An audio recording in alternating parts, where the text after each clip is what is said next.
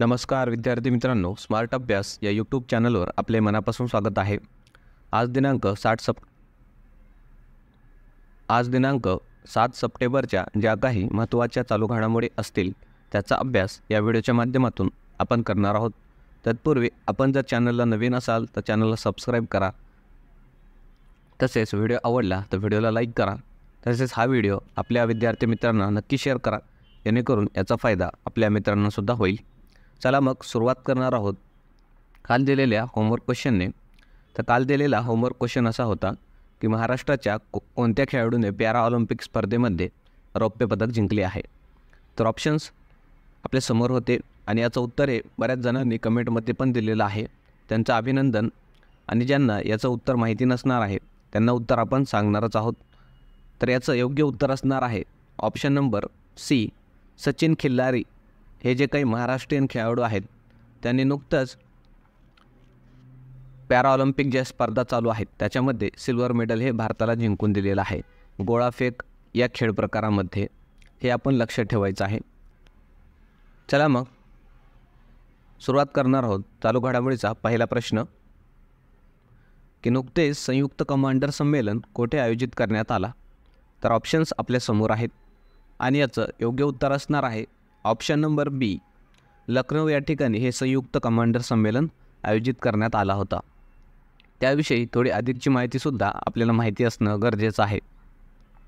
जसं की हा जो काही संयुक्त कमांडर संमेलन होता ते आपल्या तिन्ही सैन्य दलांचा संमेलन होता। त्यामध्ये नौसेना, थलसेना आणि वायुसेना या तिन्ही दलांचे प्रमुख हे सहभागी झाले होते। आणि या संमेलनाचे अध्यक्ष राजनाथ सिंग, जे की आपले रक्षामंत्री आहेत, ते होते। तसेच आपल्याला हे पण माहिती ठेवायची आहे एक्स्ट्रा की आपले भारताचे नौसेना प्रमुख कोण आहेत, दिनेश कुमार त्रिपाठी आहेत। वायुसेना प्रमुख विवेक राम चौधरी आहेत आणि सैन्य प्रमुख हे उपेंद्र द्विवेदी हे आहेत। त्यानंतर पुढचा प्रश्न आपण बघणार आहोत की फ्रान्सचे नवीन पंतप्रधान कोण बनले आहेत। तर ऑप्शन्स आपल्या समोर आहेत आणि याचं योग्य उत्तर असणार आहे option number C, Michel Barnier हे सध्या फ्रान्सचे नवीन पंतप्रधान बनलेले आहेत। तर त्याविषयी थोडी अधिकची माहिती बघायची आहे। आधीचे पंतप्रधान इमॅन्युअल मॅक्रॉन हे होते। तसेच आपल्याला इतर जे काही देश आहेत त्याचेसुद्धा जे काही प्रमुख आहेत जे नव्याने त्यांची नियुक्ती झालेली आहे ते सुद्धा बघणं गरजेचं।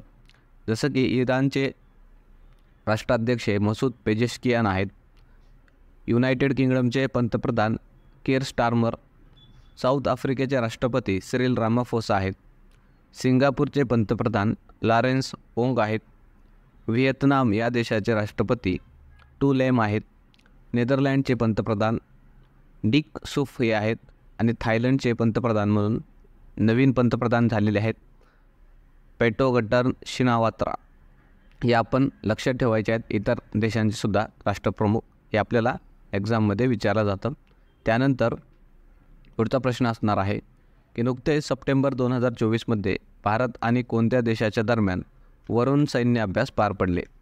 तर ऑप्शन्स आपल्या समोर आहेत। याचं योग्य उत्तर असणार आहे ऑप्शन नंबर डी, फ्रान्स आणि भारत या दोन देशांमध्ये हे वरुण नावाचा सैन्य अभ्यास नुकतंच पार पडलेला आहे।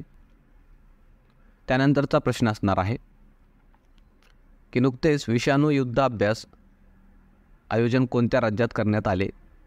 तर ऑप्शन्स आपल्या समोर आहेत।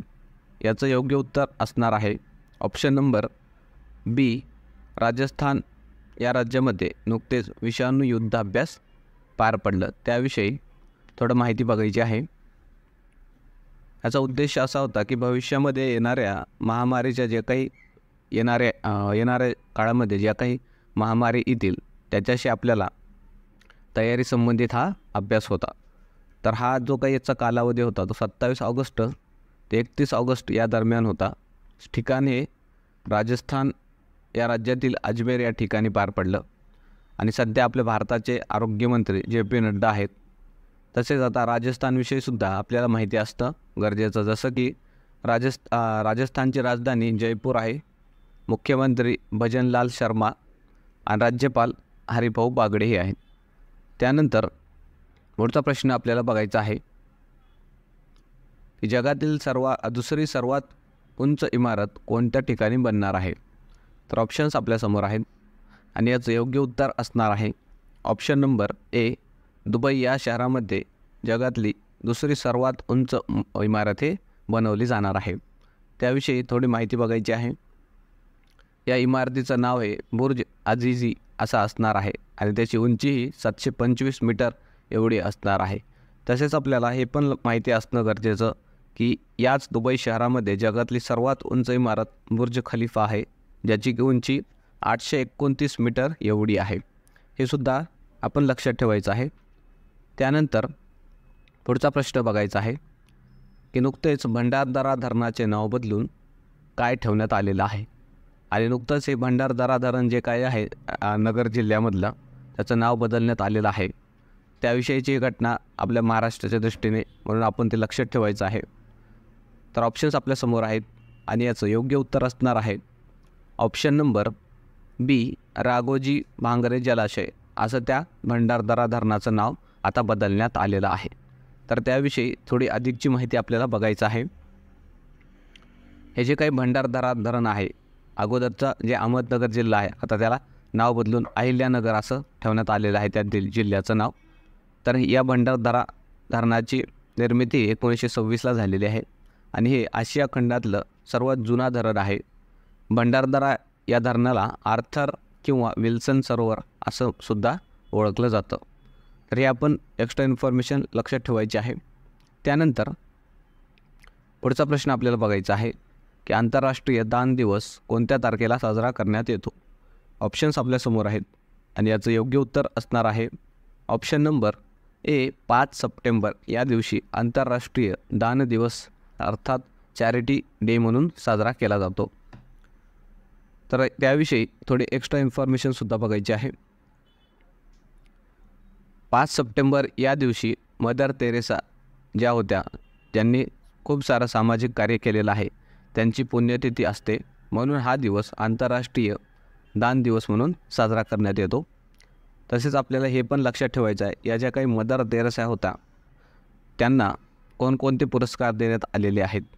तर त्यांना शांततेचा नोबेल 1979 यावर्षी देण्यात आला होता आणि भारतरत्न हा 1980 यावर्षी देण्यात आला होता. तर हे आपण लक्षात ठेवायचं आहे. आणि शेवटी आपण या ठिकाणी थांबणार आहोत. धन्यवाद मित्रांनो. जर टेलिग्राम चॅनल जॉईन केलं नसेल तर टेलिग्रामची ID आपण समोर दिलेली आहे, तुम्ही जॉईन करू शकता. धन्यवाद. पुन्हा भेटूया एका नवीन व्हिडिओसह.